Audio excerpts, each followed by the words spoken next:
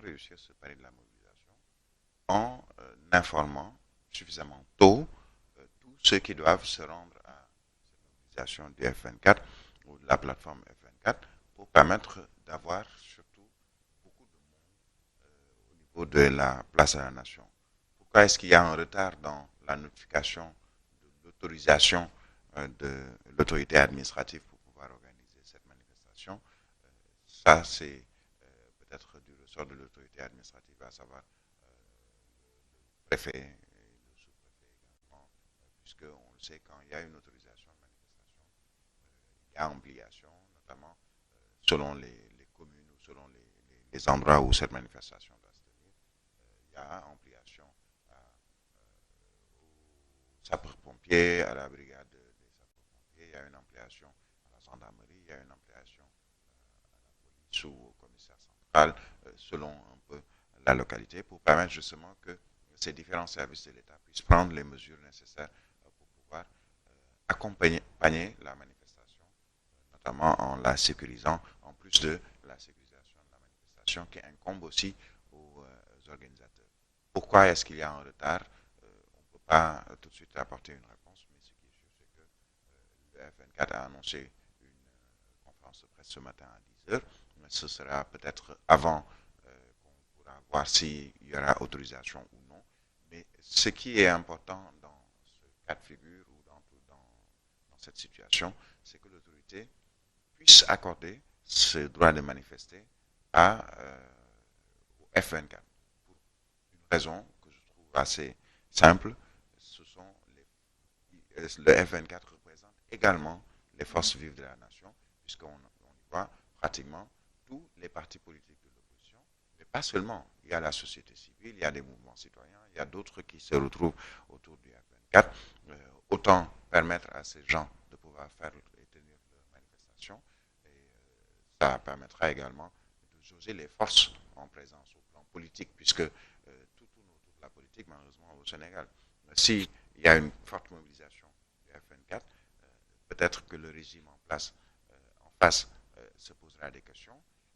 Et on se souvient de juin 2011 avec le M23, le mouvement du M23 qui avait mobilisé. Et de manière spontanée, on a vu beaucoup de citoyens adhérer à ce mouvement. Est-ce que ce sera également le cas aujourd'hui avec le F24? On se pose la question.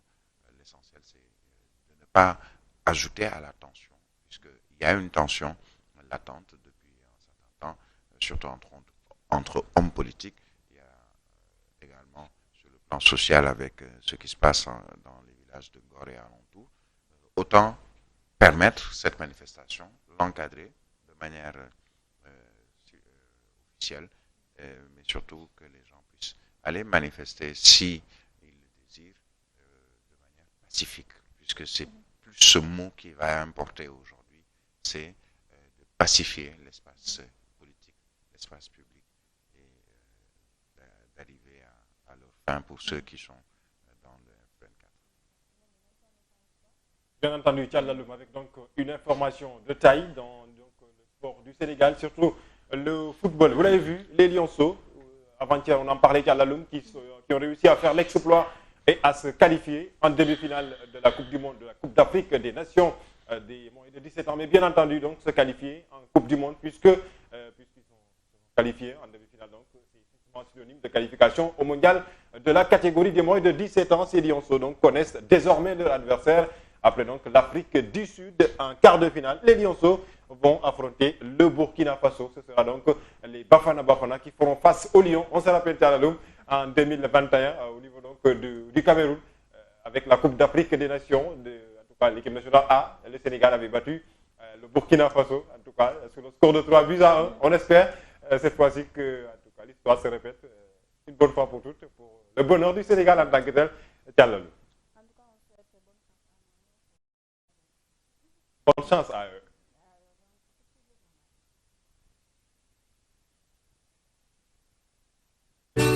Aïe, aïe, aïe, aïe, aïe, aïe, Jamagan aïe, aïe, aïe. Ce vendredi 12 mars 2023, à partir de 15h, le mouvement M24 va sonner la révolte à la place de la Nation. Cette marche de protestation s'inscrit dans le cadre, selon l'opposition, de la restauration des acquis démocratiques et vise à s'opposer à l'éventuelle candidature de Macky Sall en vue de l'élection présidentielle de 2024. Les détails, c'est avec Ibrahim. Pendant que la plateforme dite de lutte des forces vives de la nation ou F24 se prépare pour la marche de ce vendredi 12 mai 2023 à la place de la nation, tout un peuple retient son souffle. Lancé le dimanche 16 avril 2023 par plus d'une centaine de signataires, c'est-à-dire des partis d'opposition, organisations de la société civile, syndicats ou personnalités indépendantes, cette plateforme s'oppose notamment à une éventuelle candidature du président Macky Sall pour un troisième mandat en vue de l'élection présidentielle prévue en février 2024. Ce mouvement serait-il le reflet du mouvement M23 qui avait lutté contre la troisième candidature d'Abdoulaye Wade en 2012? De toutes les façons, les ambitions du F24 sont multiples. La restauration des droits des potentiels candidats privés de leurs droits civiques, pousser le président sortant à se retirer de la course pour le fauteuil présidentiel, la libération immédiate et sans condition des otages politiques, l'instrumentalisation de la justice et probablement le soutien à Ousmane Sonko, leader du PASTEF, qui est dans de beaux draps. Mais pourquoi l'opposition a-t-il mis l'accent sur la candidature de Macky Sall et non choix du peuple sénégalais? Cependant, cette marche montrera une autre facette de l'opposition qui semble aller en queue de poisson dans cette guerre. Ce vendredi est considéré comme jour de tous les dangers et des convoitises, si et seulement si la marche est autorisée. De la démocratie au Sénégal, liberté de la presse menacée, troisième candidature du chef de l'État Macky Sall, obstacle à l'éligibilité électorale telle que la loi sur le parrainage. Voilà les points noirs soulevés dans le rapport de la 75e session ordinaire de la Commission africaine des droits de l'homme et des peuples.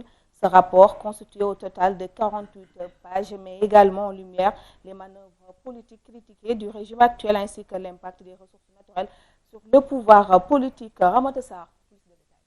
Le rapport de Afrikajom Center met en évidence les problèmes politiques et démocratiques qui menacent la stabilité du pays. À moins de 10 mois de l'élection présidentielle de février 2024, la principale préoccupation concerne la possible intention du président Macky Sall de briguer un troisième mandat, ce qui suscite des tensions accrues dans le pays. Dans son rapport, Afrikajom Center identifie deux grandes menaces pour la démocratie sénégalaise.